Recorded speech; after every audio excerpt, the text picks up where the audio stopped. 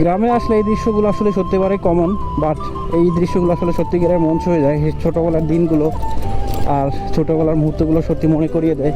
এই দেখতে পাচ্ছেন যে চারপাশ থেকে ধানের ক্ষেত, মাঝখান দিয়ে রাস্তা, কৃষক ধান চাষ করছে সেই ট্রাক মেশিন দিয়ে, আর এখানে কেউ ধান কাটছে।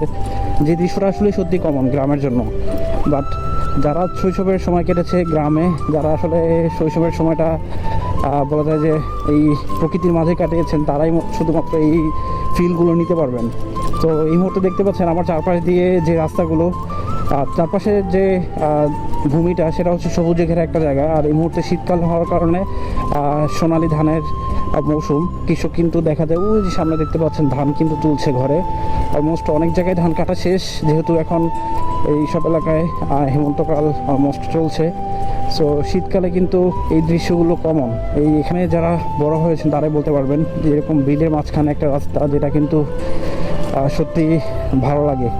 এখন যদিও জীবনের তাগিদে আমরা অনেক দূর দূরান্তে বসবাস করি, বাট এই দৃশ্যগুলো আমাদের দেখলে আসলে সত্যি মন ছুঁয়ে যায়। তো আমার এপাশে কিন্তু তেঁতুলিয়া নদী, যেটা কিন্তু বাউফল পটুখালী। তেঁতুলিয়া নদীকে হয়তো অনেকেই চিনেন। আর তেঁতুলিয়া নদীর যাওয়ার আগে এই রাস্তাটা সত্যিই বেশি ভালো লাগে। আর গ্রামের যে ছোটো ছোটো ঘর বাড়িগুলো, এই যে ওদের মতো হয়তো কোনো একটা সময় আমরাও কাটিয়েছি।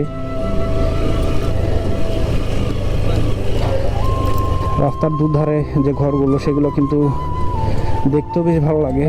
আর গ্রামের যে ঠান্ডা শীতল বাতাস, ভাই, এই বাতাসটা কিন্তু সত্যি আমাদের খুবই শীতল হয়ে থাকে। তো শীতের সময় আসলে একটু উপভোগ করছে এই জায়গাগুলো, একটু স্মৃতির টানে, একটু শৈশবের খোঁজে বের হয়েছি মূলত আজকের এই গ্রামের রাস্তায়। চারপাশে শুধু গাছপালা। এখানে অনেক রৌদ্র হলো, এখন কিন্তু এই জায়গাটা খুবই শীতল, কারণ হচ্ছে গাছের মধ্যে গ্রামের ছায়ায় সত্যিকার আসল ঠিকানা। যারা গ্রামে বড় হয়েছেন, যারা গ্রামের সময় কাটিয়েছেন, তারা অবভিয়াসলি কমেন্টসে জানাবেন তাদের শৈশব গ্রামে কেটেছে। আমি বলবো যে তাদের শৈশবটাই ছিল জীবনের সেরা মুহূর্ত। রাতে ভুল করে আপনি উড়ে না চলে এসেছি। এই যে আবার ইটের রাস্তা, এই যে রাস্তা কিন্তু সেই অনেক আগে ছিল, এখনো যদিও আছে কিছু কিছু জায়গায়, বাট রাস্তার অবস্থা বেশি খারাপ হয়ে গেছে।